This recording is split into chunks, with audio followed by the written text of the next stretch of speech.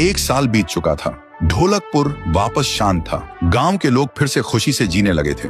हर पूर्णिमा को लोग एक दिया जलाकर ठुन ठुन ठुन साहुर को याद करते थे। पर एक रात कुछ ऐसा हुआ जो फिर से सब कुछ बदल के रख दिया। लाशें फिर से मिलने लगी। हर 2 दिन बाद किसी न किसी के घर के सामने एक कटी हुई लाश पड़ी होती। गांव फिर से कांप उठा। एक दिन सब लोग महाराज के पास पहुंचते हैं और रो रो कर गांव की घटनाओं के बारे में बताते हैं। रात को महाराज 2 सेनापतियों से कहते हैं, जाओ और खोजो इस कांड के पीछे कौन है। लेकिन सुबह सिर्फ उनकी लाशें लौट कर आईं। एक का सिर था ही नहीं, दूसरे के पैर कट चुके थे।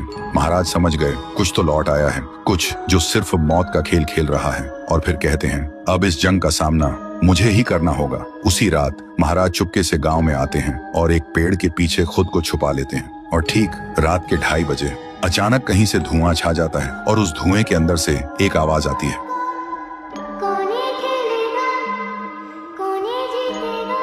और फिर धुएं के बीच से निकलती है एक गुड़िया, गोल आंखें, एक बेजान सी मुस्कान, लेकिन चेहरा मौत का पैगाम।